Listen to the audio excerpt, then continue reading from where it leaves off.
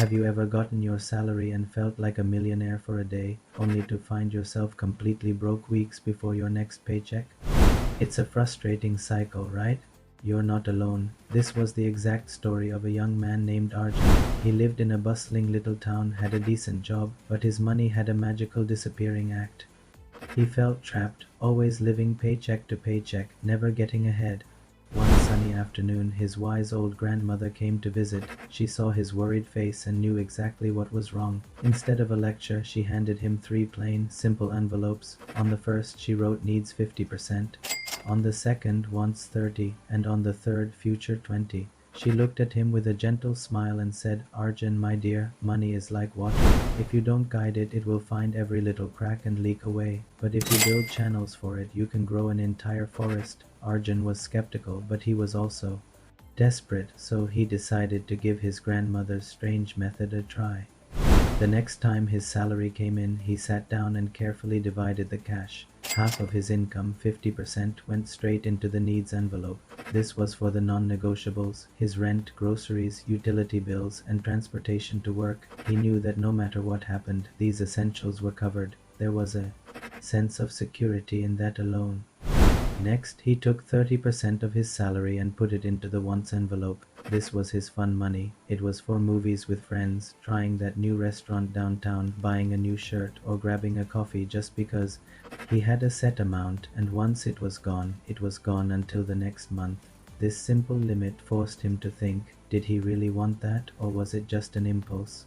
Finally, he took the remaining 20% and placed it into the future envelope. This was his promise to his future self. This money was for savings, for investments, for building a safety net, and for chasing big dreams.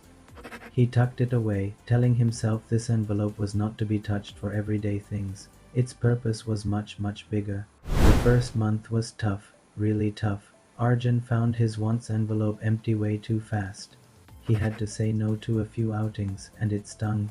He felt the restriction, the pull of his old habits. It felt like he was missing out. But then he would look at his needs envelope, which was full of money and ready to pay his bills, and a wave of relief would wash over him. He wasn't stressed about rent for the first time in years. As the months rolled by, a remarkable transformation began to happen. Initial struggle gave way to a new sense of control. He started getting creative with his wants money, prioritizing experiences that truly brought him joy. Instead of 5 mediocre coffees, he'd save for one really great dinner with friends.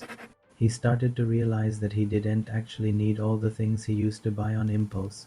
His wants became more intentional and therefore more enjoyable, but the real magic, that was happening inside the future envelope. Month after month, it grew heavier. It started as a small stack of money, then a bigger one. It became a symbol of hope, a tangible representation of his discipline and his dreams. 1 year after his grandmother's visit, on a quiet evening, Arjun decided to open his future envelope. He poured the money onto his table and started counting. He had saved enough money to put a down payment on a small storefront, enough to finally start the little bookstore he had dreamed of since he was a kid. A huge smile spread across his face as he remembered his grandmother's words, "When you control your money, you control your life." The 50-30-20 rule wasn't a restriction. It was a roadmap to freedom. This simple story holds a powerful lesson for all of us. If you feel like your finances are a mess, maybe it's time to try the 3 envelope system.